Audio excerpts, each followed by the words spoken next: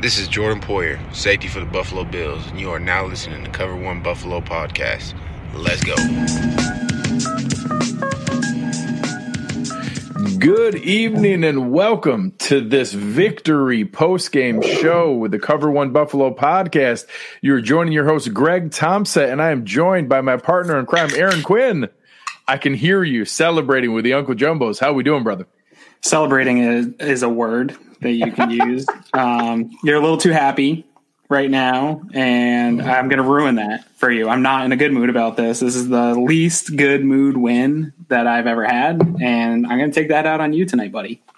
I'm ready for it. Well, first of all, I'd like to say we do not apologize for victories in this house. Mm-mm. This is a win. My standings say 6-2, and the Patriots are 2-5, and there's nothing they can do about it. So regardless of whether we deserved it, regardless of whether it was pretty, regardless of whether my cardiologist is very upset about what this game did to me today, the Bills won, and they're 6-2 and have a healthy lead in the division. I mean, I have said on record 100 times, and even on Twitter, saying all I cared about was I didn't even care if it was a 1-point game, and as long as the Bills were 6-2. I'm also a hypocrite, and in my feelings after this game, I don't feel like the words that I say that style points don't matter and that wins are all that matters. It is at the end of the day. You're right. Say that. I've seen you say that. Yeah. At the end of the day, it is true. But I don't feel good about this. This feels like an empty victory to me. We'll talk more about it. Yeah, and we'll go back and forth. Obviously, we're excited to be presented today by Uncle Jumbo's. They've been fantastic partners for us all year long. Our first half is sponsored by T-Shirt University. We're going to get to a giveaway here in a little bit. But the reason that somebody won in the giveaway is because they gave us a rating and a review. So please go and do that if you're joining us today. So obviously, anybody who's just catching up here, the Bills won 24-21. They took the lead 4 different times in this game, and it certainly felt like at the end we were bracing and just clawing and holding on by the edge of our teeth with hoping that it would just be overtime as the Patriots went down for a potential game-winning touchdown. And Justin Zimmer, the patron saint of practice squad, Brandon Riley, Derek Rogers fame, punched out the ball and ended up securing a victory when it certainly felt anything but locked up. So before we dive into the details, just what are some of your overall thoughts on what we saw today? I mean, tale of two different teams at different points in this game. At times, the offense looked dominant. They had one of their probably more dominant drives coming out of half, just really getting rid of that third quarter problems that they've had all season long, dominated that drive, looked good. But then there was drives where they just stalled out against a bad defense. And same with the defense. Defense came out, started this game great, made Cam Newton look terrible. They couldn't get anything going on the ground. I really thought there was a chance that would hold the Patriots to 3 points. And then they just missed tackles, reared their head again. Poor gap assignment reared its head again, giving up big plays in the passing game to a team where Cam Newton was throwing the ball in the dirt more than he hit receivers at points in this game. So just a overall lack of consistency was my biggest issue and my biggest takeaway from this team. And really, since those first couple of games this season, that's been the tale of the Buffalo Bills, is they can't stay consistent and put it all together for 4 quarters. I went on my little mini rant at the end of last show with that. All these things are happening, but they're 5-2, and it feels like all the same things are happening, but they're 6-2. So they haven't played a complete game, but they're 6-2. They haven't played a great game offensively and defensively at the same time, but they're 6-2. I did say last week that they didn't get the running game going yet all year, but they were 5-2. We'll get to that one in a minute.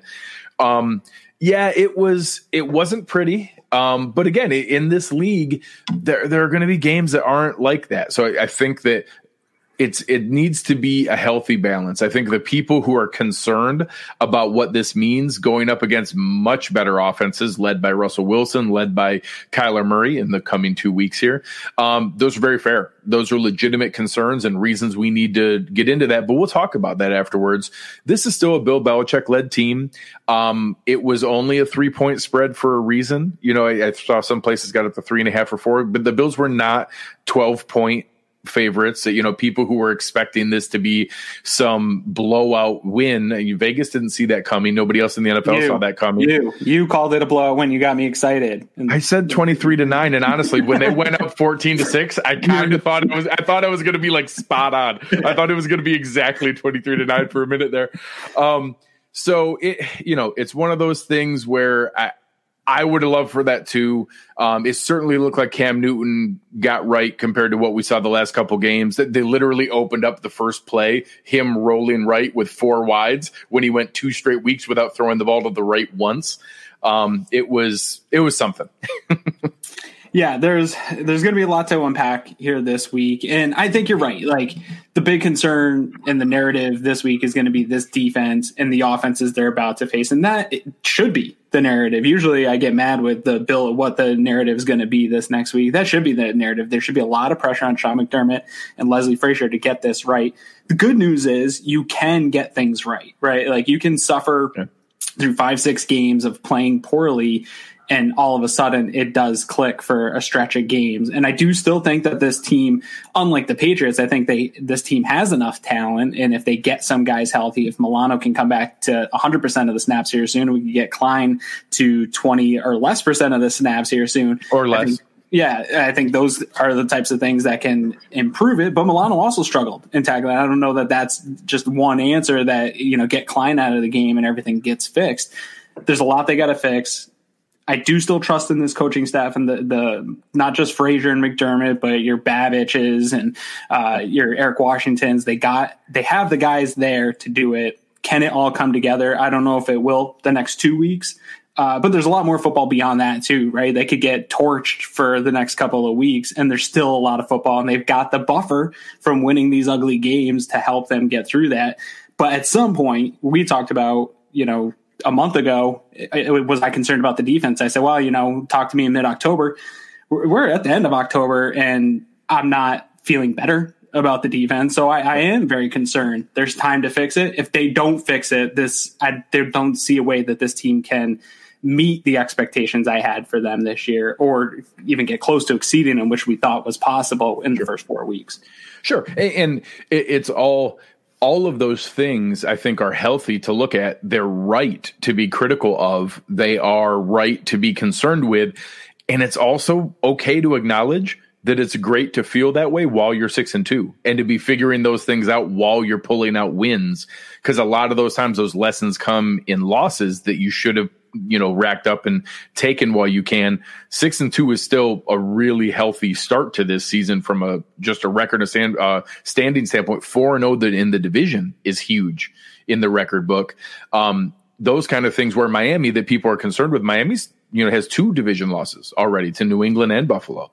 So those are things that matter with where we need to go, but they have a lot of things to fix for it to matter. So let's dive into what we saw. Well, and on that real quick, I almost would rather start the season poorly and finish 6-2 and finish strong. My concern is, yes, you got that good start and you won some games maybe you shouldn't, is then do you just win 4 more games the rest of this year and the rest of the stretch? And I don't think that's a good recipe to kind of just limp into the playoffs or struggle into the playoffs. I want to see them put together another 6 wins or another 5 wins here and have a little bit of a streak going to the playoffs. And in order to do that, they got to fix some of these things we're talking about. But let's get into it. Yeah, so I know one of the questions that we had looked at coming in was how big of a factor was this weather going to be? I got to say, when it started out, I thought it was, they were talking about this torrential downpour and how horrible it was going to be. I think some of the early first quarter punts were maybe an issue, but beyond that, I thought it was, maybe neutralizing a little bit from the high flying offense we've seen previously, but it wasn't that big of a factor in my mind. I didn't see it as a factor really, except for the punts. Allen missed on a deep shot, but I don't think it was because of the wind. I think that was just the typical, we've seen Allen miss those before.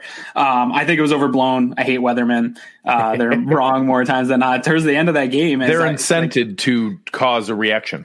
For sure. And the way that people were talking, there was we were going to have 60-mile-an-hour gusts a week ago and just downpour throughout the game.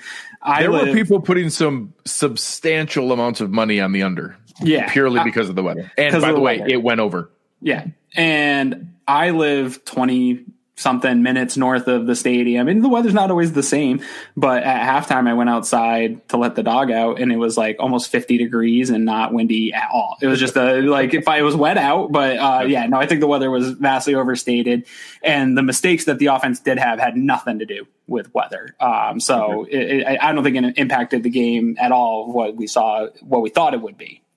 So, let's go into Josh first. 11 for 18, 154 yards, 0 touchdowns passing, 1 interception, only took 1 sack, had 23 yards rushing and a touchdown rushing. I think this was a below average game. I would say not necessarily his worst game of the year, but maybe his second worst behind the Tennessee game. He was below average, and I know you think maybe not even the best quarterback in this game. Yeah, I mean, I do think that right here, this is a good one. If Gabriel Davis gets in that touchdown, then It's no question who the better quarterback of the game was. So there was some of that other people. And you did see Diggs, take credit for that interception that he misread it and didn't keep running the slant. So if those two are on, if we take those at face value, and that's on Diggs for the interception and that's on Davis for the touchdown, and he ends that game 13 of 18 for 190 yards, 1 touchdown, no interceptions, we're probably not having this conversation when he had the same game. So not a great game. It shows you how. No, correct. Right, a good game. And so, but I do feel a little bit of frustration with Josh Allen. I know that people are frustrated with the interior line play, and obviously Mitch Morse going out does not help on the second play of the game, first play of the game. Not ideal at all. There's some frustration with the interior line, but we knew that coming in. There were a number of times where there was actually fine blocking, and Josh Allen got out of the pocket early, almost a regression. Bruce was calling that out a couple times during the game. 2019 Josh of having a clean pocket, not working through it, and getting out too early.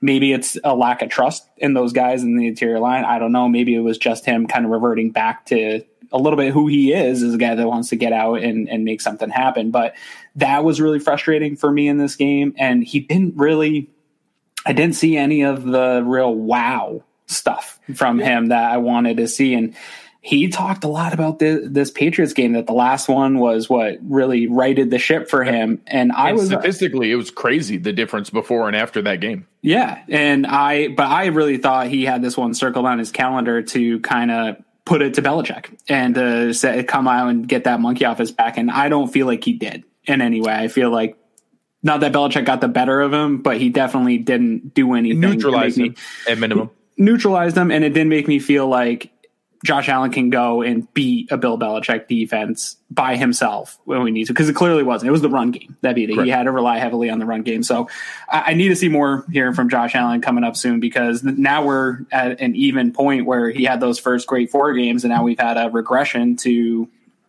who is Josh Allen? He's definitely not an MVP candidate, and I think that we can all say that comfortably. But where is he? Who is the real Josh Allen at the end of the year? Where is he going to rank amongst quarterbacks is what I want to try to figure out in the next couple of games.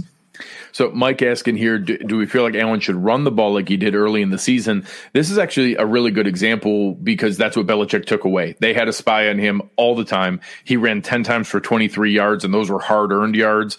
Some really good open field tackling. Josh Uche had the one that was really good when they had the pinned punt down in the end zone where they're coming out of their own end zone, where Josh, in almost any other situation, Josh jukes that guy enough for him to kind of grab on as he's going by, and Josh carries him for the 3 more yards for the first down, and Uche, took him down. So that was a really good one. And I will say, I think that there's a correlation between that spy paying attention to Josh and how much the running game got open, that maybe they weren't able to do both. So let's kind of pivot over to that. This was the best run game we've seen all season. 38 carries for 190 yards. And when you look at just the running backs, 28 carries for 167 yards. Devin Singletary and Zach Moss averaged 6 yards a carry with 2 touchdowns, with no crazy long runs. All of those hard-earned runs, a ton of 6, 7, 8 yard runs over and over and over again.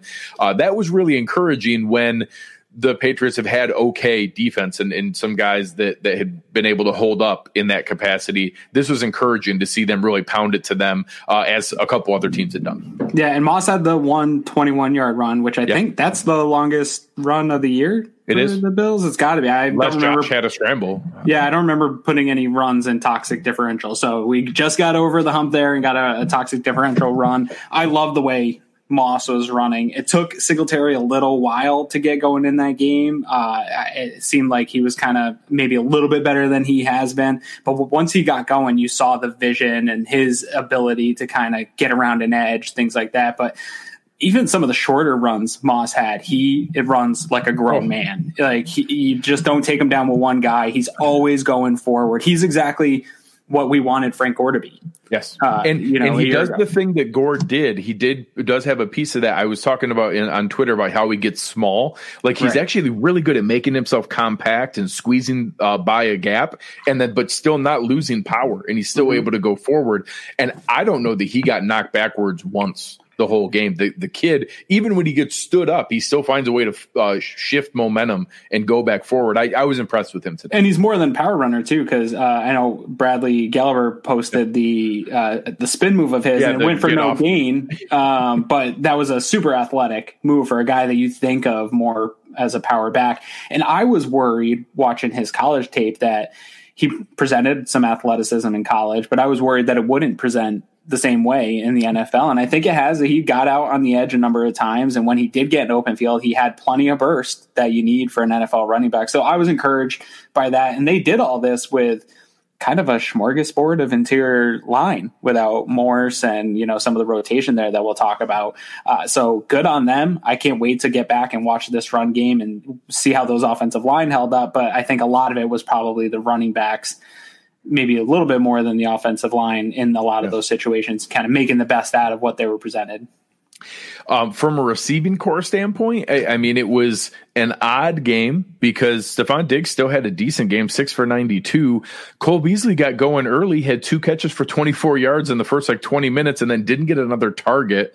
Late in the game, somebody asked me, hey, can you confirm if John Brown is still alive? And he literally got that bubble screen the next play. But that was his only catch of the game.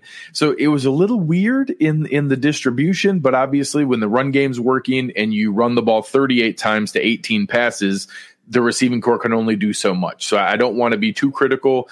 I don't know that did anything wrong outside of the Davis drop that we already covered and the Stephon Diggs miscommunication for the interception. I don't know that it was a matter of them not getting open. I know I got some questions about, we'll have to see when we get the film. We can't see what was happening after Josh, like you touched on, would miss that first read and then would pull it down and leave the pocket. Is it because he panicked or is it because nobody was getting open? And I will say that hasn't been a frequent occurrence this year. We have guys who have great footwork, great route running, usually get open. So I'm curious to see that when we break down on the film to be able to see what we can find as far as what was causing that. Yeah, I'm going to guess that a number of times guys did get open. We've seen over the last couple of weeks Josh missing some open stuff. I know Eric and Nate broke that down 2 weeks ago now in the film room of some of the missed opportunities that he had. I have no strong complaints, though, about the receiving core this game. We didn't see the drops. We didn't see stuff like bouncing off guys' hands. I want to see maybe Dable and Allen make more of a kind of a concerted effort to get Beasley going sooner. I thought they would. He got going. He got that one catch early on that first drive. I thought they were going to really work and get him going early. The offense just moves differently when he's getting more volume of touches. He's a guy that just keeps the chains moving. And I think teams are really trying to take Diggs away. And we're seeing it more and more each week that they're having a little bit better ability to do that. If that's going to happen, man, Beasley can beat man, he can beat zone. You got to find ways to get him the ball in space and keep those chains moving. And that's probably my biggest frustration today with the passing game was I felt like this would be a good game, especially with those linebackers and some of the problems that they're having on defense right now, to get Beasley in the middle of the field, moving the chains, especially once we realized the weather wasn't going to be the issue in the passing game, and just kind of keep things moving. And they never really seemed to establish that rhythm. And if the run game wasn't working, we were punting. Yeah. Switching over to the offensive line, obviously really concerned about Mitch Morse. He had been playing at an elite level. Everything that we're wanting from a guy that we pay that much, he has been fantastic. Our biggest concern with that contract was his concussion history. He hadn't had anything since last training camp. But he was out for a while on that training camp one. Oh, yeah. And it's hard to know because of training camp how much was just being safe and conservative and not adding extra hits, but it was a long stretch. He didn't see the field once in any practice until the first week of the season. Right. So I have no idea what to expect here. I think that literally everything is on the table. I think it's possible he could be back next Sunday. I think it's possible he could never play again. Literally everything is on the table. I have no idea. I don't want to assume or presume anything positively or negatively, but this is a concern, and we need to be very concerned. One, about his health, just as a person, if it would cause him to make a decision like that. But this is scary stuff.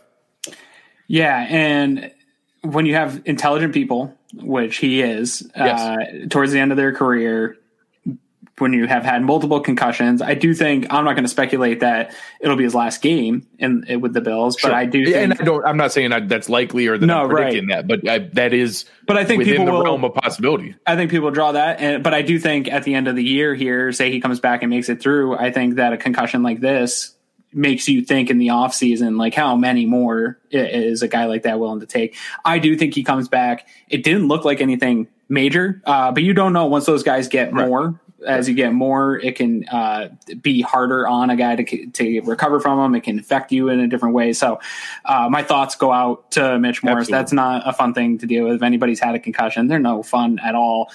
So hopefully that's something that he recovers from quickly and doesn't feel any bad effects from and can get back, because this team really does need him. I do like Feliciano as a backup. I think that it's a good situation to have him back. This is couldn't line up better to have Morse go out and have Feliciano come back. Yeah. But it's still not ideal, right? And that seems to be kind of the issue right now is you had the weird thing go on with Spain, and then you get Feliciano back, and then now Morse goes out. It's almost like you just can't get it all together. We had Norman out, and then then he was coming back, and then Levi went out, and then now Levi goes back, and now Mike is out, and then Norman goes back out as Levi comes back. We just can't get everybody on the field all at once. So switching away from the personal side of Morris, from a football side, I know that I was a little thrown when Bates was the first guy on the field, because I knew Feliciano was the backup center. So I don't know if that was just in the moment. Feliciano hadn't done a practice snap yet, so they needed somebody on the field who they could make sure had done a practice snap on the sideline. So they went that route. Maybe mid-drive. They didn't want to mid-drive. I don't know. I'm not sure. They went down and scored a touchdown. So it seemed okay. And it seemed like it was moving. Like, hey, we might have something here. Bates looked all right. I was watching him closely on that drive. So the next drive, they switched back to what we expected with Feliciano at center. And honestly, the fact that Bates was the first guy in, I kind of wondered if we would see him at guard. But instead, they went back to Botger. Now, we'll talk about him in a second. On that drive, he got blown up. And the Bills didn't score, and he looked bad. So everybody went nuts on Twitter. I want to just temper everybody who's listening here. The rest of the game, Ike Bacher was okay. He actually had a couple crushing blocks in the run game and was the reason that they scored. He had a nice second half. And looked good. So I want to temper everybody that I watched the same stuff you did, but I think some people saw that narrative starting on Twitter and then chimed in that, oh, he must be trash all the time. Ike Bacher had a good second half of this game and looked good the rest of the time after that first drive. So I'm curious what we'll see. Obviously, a lot of that depends on what we get out of it. I don't think it was Deion Dawkins' best game of the year. I thought Darrell Williams looked solid again, and Brian Winters is a replacement level or below replacement level guard that we're just waiting until Cody Ford gets back. Which I don't know if that's good Lord. We need this offensive line to get right as soon as possible. Yeah, in an ideal world, I think in the next few weeks, it's got to be back to Morse at center, Feliciano and Ford. And while I'm not sold on Ford, and I think that he's got his own issues too, I've said it about Winters, but I feel it probably stronger about Ford is if that's the weakest link, we can work with that, I think, and hide it versus having weak links on both sides of the center. I think that's just a much more difficult task to hide that stuff. Luckily, I think with Lawrence Guy going out in this game, that helped quite a bit for that interior line. And there's just not the linebackers right now on the Patriots. So I think if you're going to have a tough interior of your offensive line, this is the game to have that kind of in and out going. But to the Butker thing, I think one thing people have to keep in mind is Butker was playing at guard all week as part of the game plan for this game and in preparing for it. And I don't think that you just make a rash decision that, hey, Bates had a good 3-4 reps at center and it was good. And I don't think that always translates to coaches to say, hey, let's scrap the game plan for the week and the guy that we had set and felt comfortable with going into this week, because they didn't feel comfortable with Ryan Bates being the guard in the game plan this week, right? He was the backup for a reason. Whether or not you agree with the coaches or not, I'm just saying, I think the thinking is, hey, this was our guy going into the week. We're going to go back to him as the backup for Feliciano in this situation, because that's what we planned on. And he was part of that game plan and I think that's what you do in that situation. And maybe this game with the tape that Bates put in that first drive gets him some more looks and can get him upper. I'm curious of that. Yeah. On the depth chart, but that isn't during the game. That's something that happens post game. We'll see if that comes to fruition going forward. Yeah. I don't think it's off the table that we see a line of Feliciano back at guard, Bates at center next game against Seattle. I don't know if I think it's likely, but I think that it's absolutely on the table. And like you said, that's something you game plan for and prepare, because Bates is not prepared to make all the line calls. He's not prepared to have the nuance with Josh that they've obviously worked on with Feliciano. So there's things that come into play there that I'd like to be able to check out, but he showed enough in those few snaps that I'm open to it to see where it goes. Sure. Before we flip to the other side of the ball, want to share our gift card winner. If you want to win a gift card from our sponsor, T-Shirt University, go and find us, give us a rating, give us a review, give us a like, give us a mention wherever you're listening to us. You can do a rating on iTunes. You can do a rating on Google Play. You can do a rating on Spreaker, Stitcher, iHeartRadio, Spotify, anywhere that you're listening to us. Give us a rating or review. It's how other people find out about us. Our winner for this week is R. McLean 456. R. McLean 456. Reach out to us, help us out, figure out where to send it to you. Dave's been taking care of these people when they go in there. I just saw the winner, the one that G-Funk Jimmy picked out last week is fantastic. Make sure you guys are going to check them out. It's definitely worthwhile. Yeah. Now, on to this defense. It was, some reasonably encouraging signs early. I thought they had a moment where it was going to be all right and that it was, maybe a little more bend but don't break than what I cared for. And I was like, all right, it's going to, they're going to keep them controlled. They're going to keep them in check. And then we're going to come out and be able to take control of this game. And honestly, 6 points at the half wasn't perfect, but 6 points. They come out and get the touchdown, and then they cause the punt. And you're talking about having the ball back at that point, up 14-6 into the third quarter after we had just scored a touchdown. I thought we were going to put it away. I thought that was going to be it. Their offense wasn't going to get it moving. From that point on, for the last quarter and a half, to know that we gave up 2 more touchdowns and a 2-point conversion to an offense that was really struggling, it was just disappointing to see the defensive line either over pursuing or getting gashed again, or, I know Justin Zimmer is our patron saint and punched the ball out at the end. He was getting blown off the ball a fair amount in the run game right alongside Harrison Phillips. I just still have concerns with teams that can run the ball, that they certainly can do it against us. Yeah, there's a lot of concerns on this defense. Although we started this game and I felt some of the concerns I had in the pregame, and my Twitter was not kind to me about my prediction for this game. Sure. But I think the second half showed some of those concerns that I had and why I picked the Patriots. But to start this game, I felt like what an idiot I was. The defense totally shut me up and stuffed the run. They had 5 drives in the first half and punted on 3 of them. Something. Yeah, up until that final drive. That they got the kind of scramble drill at the end there. In the first half, they had like 79 yards total. Yeah. So, I mean, and then that was about 50-50. I think it was about 40 rushing and 35 passing. Like, they were playing really well. They still ended up just barely over 100 yards in the first half. So, and even to start the second half, they forced them right out to a punt to start the second half. So I felt good. And then it just really fell apart. And we saw it's going to be interesting. I want to kind of dig into the tape on the second half specifically of this defense this week, because I want to see, was it play calling? Was it, just the missed tackles? Obviously, I think that's probably the bigger story of this game on that 3rd and 10. People were mad at Borges for that punt, which it was a crappy punt. It was probably his worst punt of the year. Not happy about it, but to blame him for the points and say those points are on Borges when your defense gives up a 3rd and 10 on a running play to Rex Burkhead when he broke 3 tackles on that play or something like that. Matt Milano being one of those guys. A 3rd and 10 is a give up play. Yes. Yeah, they were saying, and they did that all game. They were saying, hey, we know Cam Newton can't beat you guys on a 3rd and 10, so we're just going to punt here, or we're going to take the field goal here, whatever.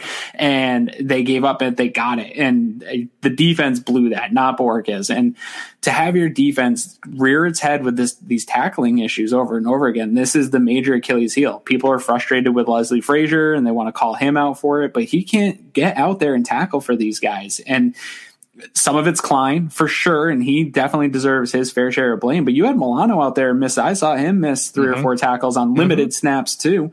I didn't see Tremaine miss too bad, but he didn't have a great game either. I didn't see Tremaine out there really flashing at any point. So all the linebackers struggled. I agree with you on that defensive line. We saw some pressure early on, but then we saw a lot of over pursuing and, big holes opening up here in the second half. So I'm interested to see what changed between the first half and the second half. Was it Josh McDaniels changing up the play calling that much, or was it just the players themselves not executing and being in the right spot and making tackles when you need to? Because they should have gotten off on that other that 3rd and 10. They get off there, get the ball back. This game I don't think it ever gets as close as we saw it get if they can convert that third and long there. And it's embarrassing to see tackles be the reason to give up a 3rd and 10 to Rex Burkhead running. I was never been more embarrassed of this defense than at that point. So it was frustrating because, we might as well talk about the linebackers now. I was a little disappointed because Tremaine Edmonds started out okay. Like, he actually looked pretty good in the first quarter. I saw some positive flashes. I saw some good reads. I was like, all right, we're getting some stuff together here. And then it just spiraled back into the exact same thing. Over pursuit, missed tackles, bad reads being in the wrong hole, opening up big gaps. Matt Milano is obviously still not right if they're managing him from a rep standpoint the way that they are, and that we're not seeing him out there all the time. So we need him out there all the time, and we need him right. We need the real Matt Milano there because he wasn't perfect today. Right. AJ Klein might be the biggest liability on this team right now. We know he's terrible in coverage. The only thing you're supposed to be is to be able to at least make sure-handed tackles. So the 2 examples where he could have impacted this game, you have James White coming across. He's trailing. He has both hands on him. James White stiff arms him and takes what should have been a tackle on 3rd and 6 that fell short of the sticks for a 28-yard gain, and he gets 25 more yards because he can't make the tackle. Then on the touchdown drive where the Bills had answered and went up 21-14, looked like they had it under control. Okay, we got this. I know we gave up a score, but the Bills answered right back and got a touchdown. It was a big play, a big drive to be able to regain momentum.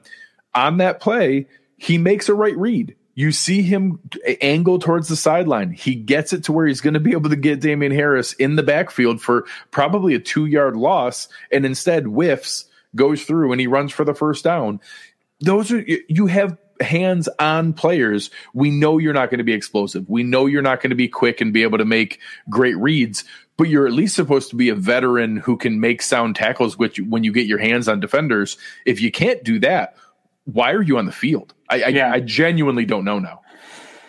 I'm frustrated. In that last drive, I tweeted out saying, this is the drive of the year for this defense. And I don't care what's going on with Milano in that moment. Granted, he wasn't having his best game either, but I don't care what's going on with Milano. Milano's out there 100% of the snaps. The reason Klein's out there is because Milano's injury, right? Played 20% of the snaps a year ago, 25%. As a linebacker, he played plenty more as a defensive lineman. Sure. Linebacker in that linebacker role, I think. So we're not playing 3 linebackers very often. So I think Klein going into the season was only supposed to be out there that 20% or less. And I think you can hide some of his deficiencies in that role. And again, it's not ideal. You want somebody better, but Zoe retired and there was really no better option for the Bills for that few of snaps. I know people want big names at that third linebacker position, but you're not going to bring in a big name to play 20% of snaps or less. So Milano's got to get healthy, and I think that gets Klein here off the field. The thing that frustrated me the most, second most with Klein, obviously, from those two tackles you mentioned, was every single time I saw this guy blitz, there was a couple times where a running back just took him on, and he got stuck on running back. And that just basically eliminates a guy from the play, right? Like if you're bringing extra guys and sending a blitz, you have to have somebody free up and create some havoc. It doesn't have to be that linebacker, but somebody's got to free up, and he just gets stuck on blocks on a blitz. It doesn't even push guys back. Like it just is stuck. He doesn't go anywhere. And that's super frustrating. And so at least with Milano's tackling issues, you're not going to see him just run up to the line and get stuck on blitzes. He's going to make a move. He's going to put a pass rush move together. And that's what Zoe did a really good job with too, was having some type of move in his arsenal. So yeah, I am with fans. I don't want to see Klein on the field anymore. There is no better. I know people said put in Andre Smith. Andre Smith, the guy who was brought up today.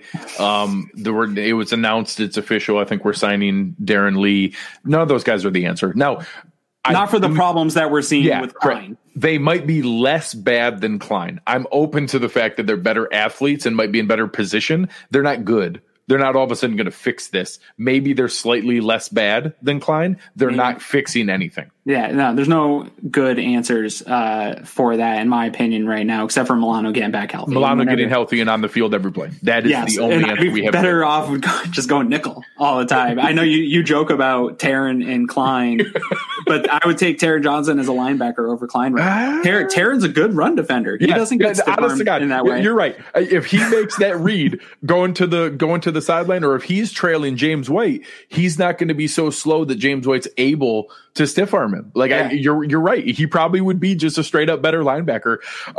Darn it. I lost the comment. Somebody told us that Luke Kuechly's coming back, and I know that's wrong, but I want it to be right.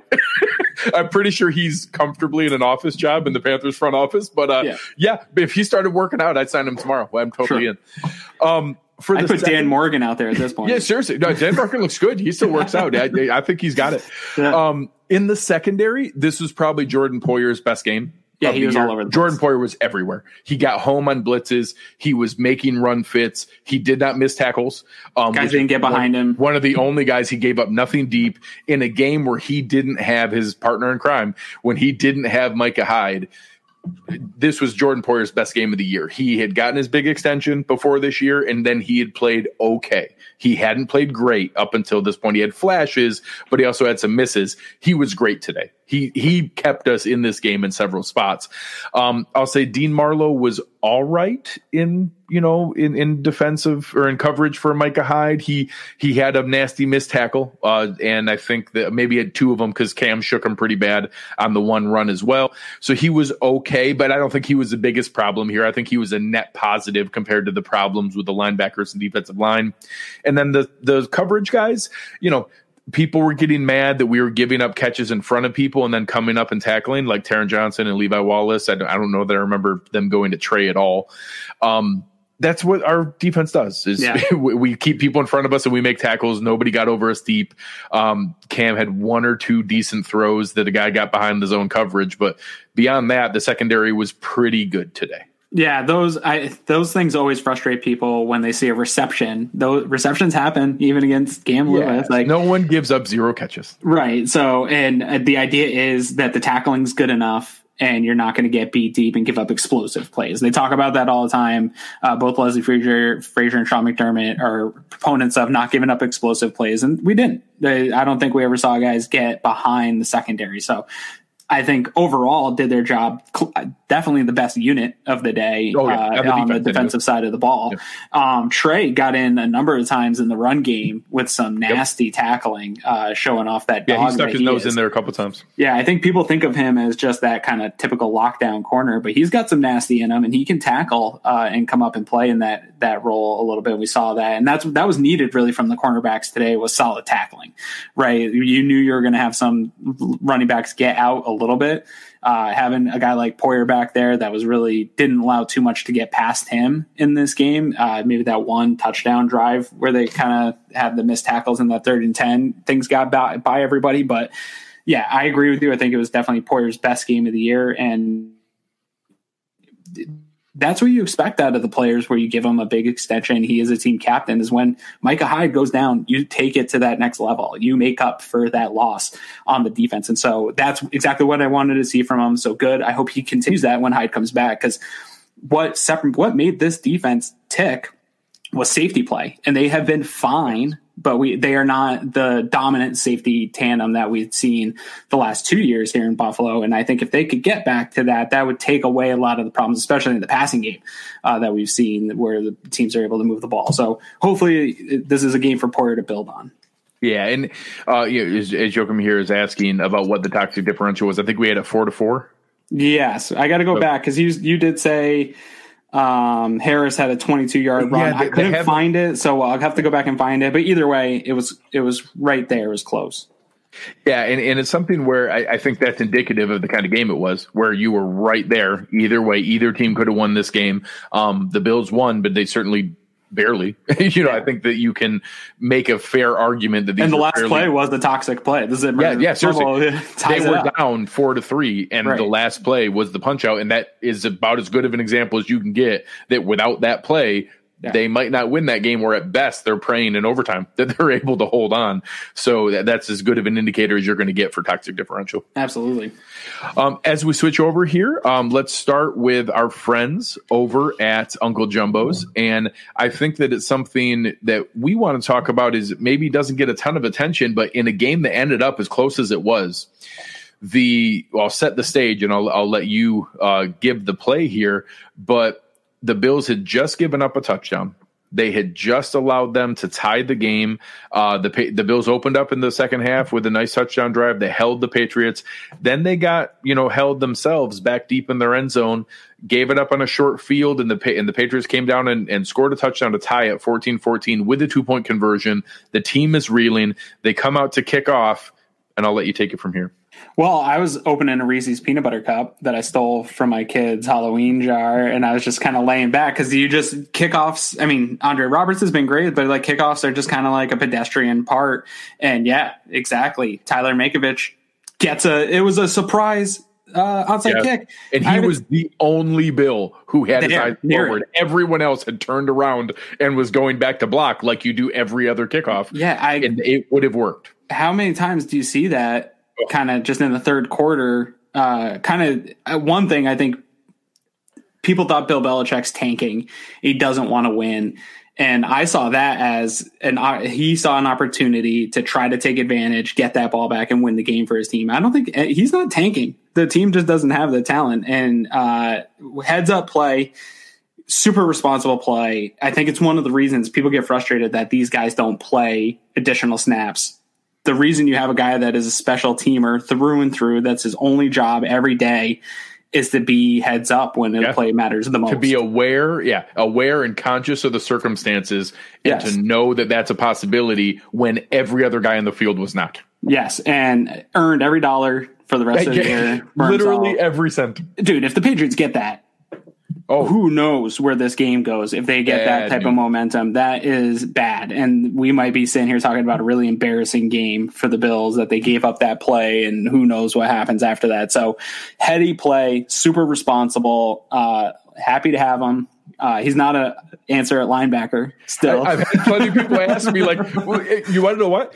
Honest to God, I'm at the point where I'm like, can he really be worse? Like, can he actually be worse? Like, I don't think he's a good linebacker. It can always be worse. You got to be careful asking that. You always have to be careful. It can always be worse. But happy to have special.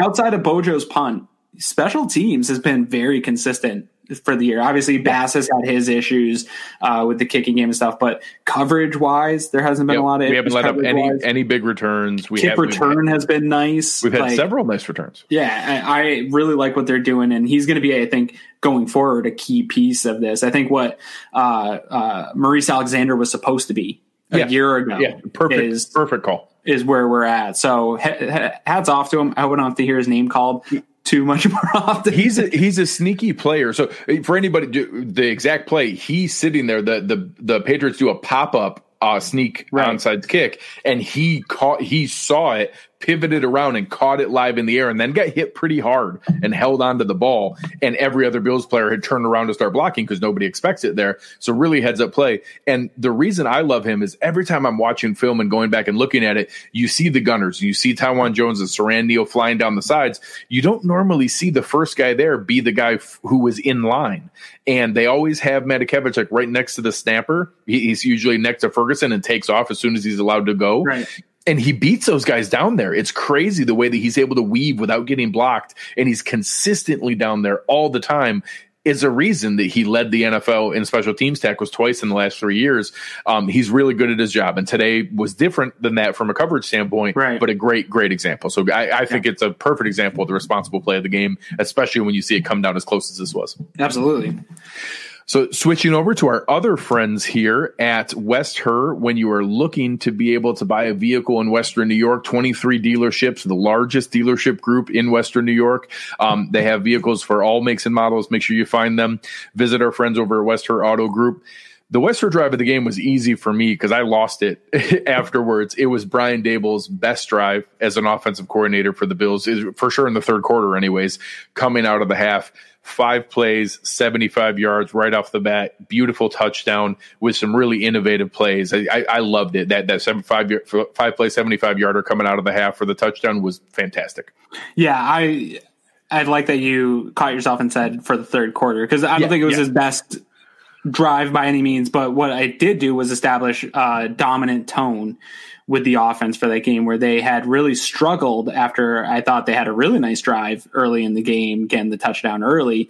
That 10-play, 78-yard drive was going to be my drive of the game, I thought, at that point at halftime, which always stinks to have your drive of the game be the first drive, right? You want to see something else in the game. So then when they came out and established dominance, and primarily in the run, they had the big, 41-yard pass with Diggs, where he got a little bit of yard after run after catch, which is something that has frustrated me really with the Bills receivers this year and especially Diggs, is we haven't seen a lot of run after catch. The big explosive plays have been Josh Allen air yards getting the ball to guys, and we haven't seen a lot of the yak that I expected from Diggs that you see in all of his highlights in Minnesota. So we saw him get a 41-yarder, and Moss had a couple good runs, and they just established a dominance. And that was a drive. Butker looked good. Yes. On that drive, he sprung a couple of those runs, and they ran right behind him. And another guy that had some nice run blocks was Tyler Kroft. Tyler Kroft is having a sneaky, nice little stretch of games here coming up the last few games, especially in the run block. And I like what I'm seeing from him. So, really nice drive. I was very excited. I thought that was going to be the drive where, when they got the ball back again, because of how dominant that drive was, that they were going to go down and score every time. I thought in the second half. Yeah, I thought this drive was so dominant of them, and that they've established that against this defense, that they won't be stopped the rest of the game. Unfortunately, that wasn't the case, but that's how dominant I felt they were in that drive and establishing the line of scrimmage. And that might have been the best run blocking we've seen from the Buffalo Bills so far this year.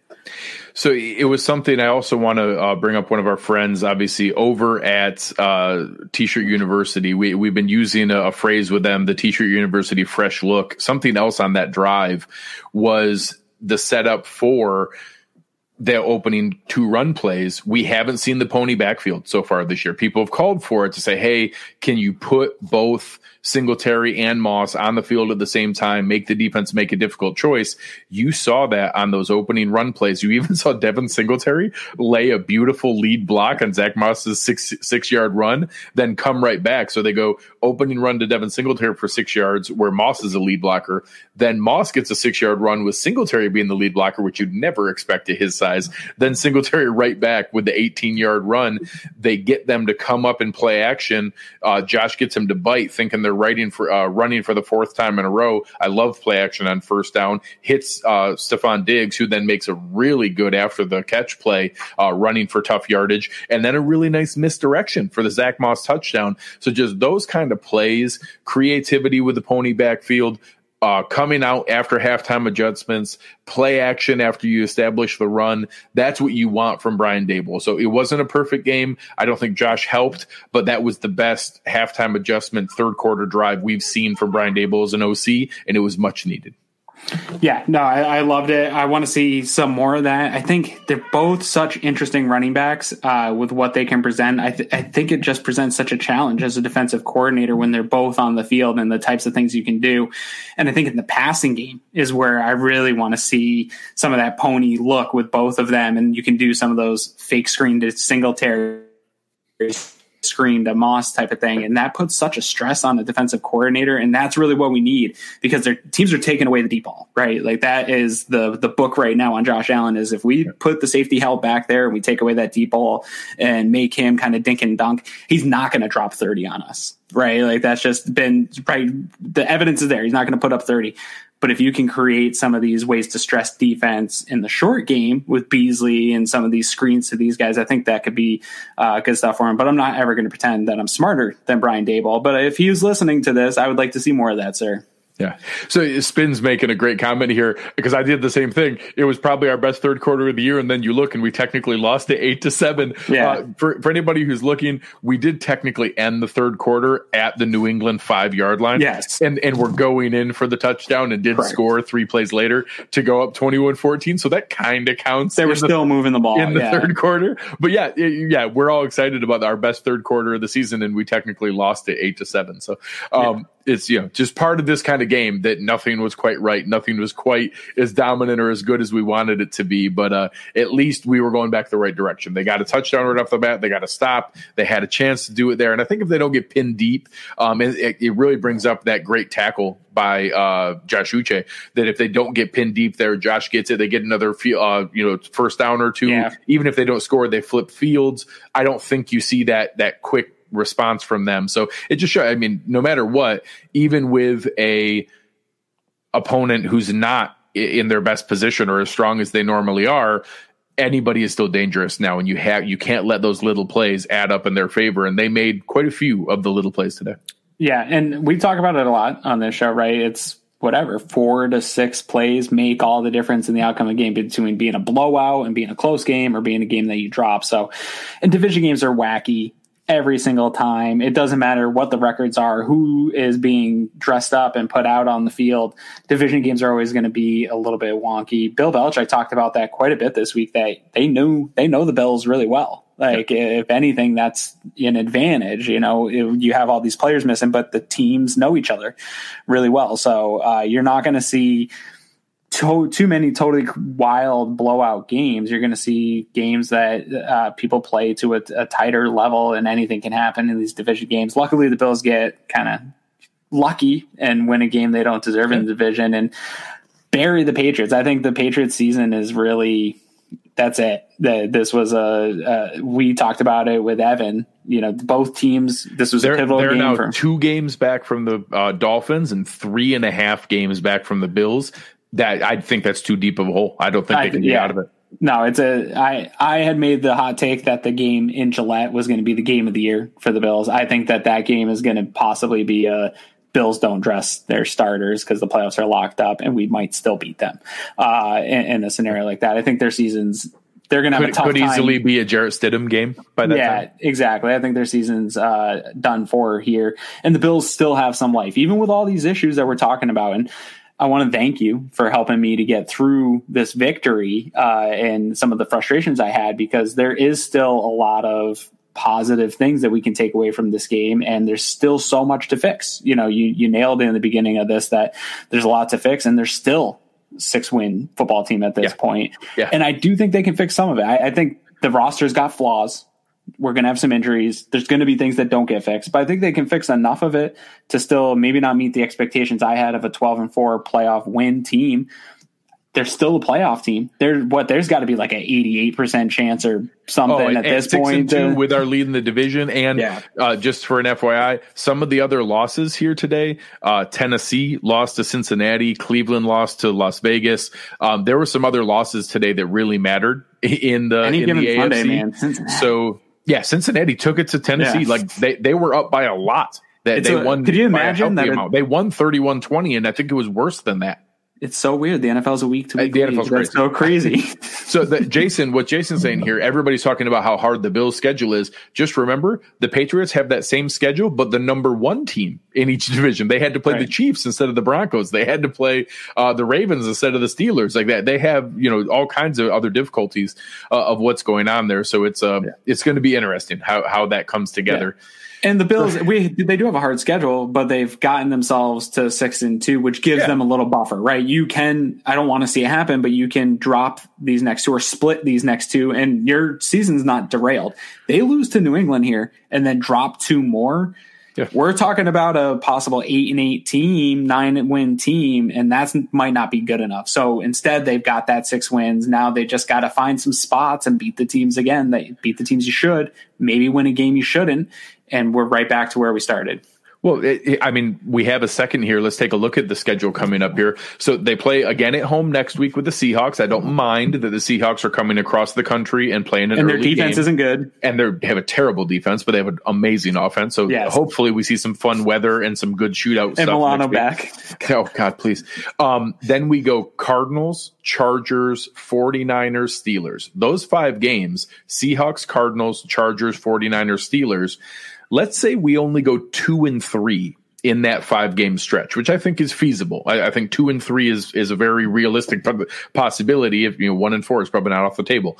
So let's say we go 2-3. You're still talking about 8-5. If we go into 8-5 and that last stretch is Broncos, Patriots, Dolphins, I feel pretty good. Yeah. They're going to be in good shape. They're going to win 10, 11 games. They're going to be able to lock up the division. That's we need to make sure that they don't crumble. They need to beat some of those teams. I think that there are teams with units better than ours, but the Cardinals defense isn't good. The Chargers defense isn't good. The 49ers look amazing some weeks and horrible the next week. So it's hard to know which team you're getting. The Steelers are obviously 7-0 and look pretty fantastic right now. So that's going to be an interesting game at home on Sunday Night Football. But being able to take a look at what they have in front of them here, that's the reason it's so critical to stack wins when you need to. And 6-2 is still 6-2. Yep, absolutely. And it's going to be a tough stretch, but hang in there. I do think there's some, the defense has struggled, but we've seen Sean McDermott, Leslie Frazier defenses struggle for stretches before and then turn it around and have some really good performances against really good offenses. And all those pieces are still here in place. The continuity, while the offensive line has some new parts, there's a lot to think that they can turn it around, even if it's for a game or two against the team that people think they have no business in. I think they're still going to put together some good game plans, and it's just more so a matter of executing for 4 quarters than it is this defense stinks. It's putting it together for a 4-quarter stretch, and you got to think at some point they're going to do that and maybe do it for a 2-3 game stretch in a row where you win some games in the 2019 mold where your defense keeps you in a game you have no business being in. So that's the hope for me. In that schedule stretch, Nick Lowe asking here, when is our bye week? It's in 2 weeks. So we have 2 more games, then week 11. So in week 10 or in week 8 or in week 9, we play the Seahawks. Week 10, we play the Cardinals. Week 11, we get the bye, then come off the bye at home against the Chargers. Then you have that run Chargers, 49ers, Steelers. So the bye can't come soon enough. We need it to get people healthy. But that's also going to be my solace is we probably have a decent shot to now give Mitch Morse 28 days between today and that Chargers game coming off the bye, that maybe we only have to survive 2 weeks without him, and hopefully he can get right by then. I'm going to put you on the spot here because the bye is obviously a big week, but trade deadline here is a big one. Ooh. And I know that you've tossed out a different so many names, lots of names of guys, but I don't know anyone that puts totally weird percentages on things. So I'm going to put you on the spot here to give me Greg Tompsett's percentage that the Bills make a move here by what? Tuesday? Election by Tuesday. Tuesday, 4:00. Yeah. There's a big thing happening on Tuesday in our country, and it's the trade deadline. I'm going to put it that Brandon Beane makes a trade at 37.3%. I think that he's run the numbers, folks. It's 62.7% likely that he does not make a trade. But I mean that relatively sincerely. Obviously, I'm joking about the specificity. But I think that's about right. I think it's more likely we don't. I don't think it's like 90-10. I don't think it's like a 2% chance or something that we don't make a trade. I think that he's making phone calls. He sees what we see. He knows there's gaps. I know there's some names you like Dalvin Tomlinson or Tim Settle, one techs on rookie contracts. That's my thing. Give me a one tech. Give Harrison Phillips a little bit of a breather, to rehab a little bit more and get himself right. I'm totally good with that, to be able to take a run there. I know. I think somebody here, Magic Catfish, throwing out Miles Jack for a 3. That would be magic. We might need to catfish the GM of the Jaguars to be able to get that. But sure, sign me up for that. I know a lot of people threw out there Ryan Kerrigan. Chris Katridis is our man over there with Uncle Jumbo's. Appreciate you watching the show tonight. Ryan Kerrigan is on the block with Washington, but he's expensive. So he had an $11.5 million contract. He's got about $5.75 million left for the rest of this year, 5.25, depending on when the deal happens. You would have to have somebody else included. They would basically have to say, hey, Washington, we'll trade you. Yeah, you have to take Trent Murphy and a 5th-round pick to give us Ryan Kerrigan. And if they did, sure. I think Ryan Kerrigan's an upgrade over Trent Murphy, and if they got that, I'd be fine with it. But that's the only way we could do a trade like that, or any name beyond the rookie contract guys, is if they were to take a player back, and then you're probably paying extra in draft capital to get them to take that. So then you're paying for the player, plus you're paying them to take on something in a contract. So again, it gets complicated. If we can find a linebacker or a defensive tackle, one tech D tackle, either one of those two, or I guess honestly a guard. I would probably say any of those 3 are within play. Slot cornerback. You can always use cornerbacks. I know the Chargers sat Desmond King as a healthy scratch. I don't know that you can read into that in any other way. I did. I read into it other than he's on the block and going to be moved. I mean, there's no other way to read that. Right. So I will say, with what we've seen from Dane Jackson, Cam Lewis, the return of Levi Wallace, Taron's been good for a couple of weeks. Yeah, Taron has bounced back a bit. I don't think it's our biggest need, but if you could give me Desmond King and you could give me an all-pro level nickelback, sure.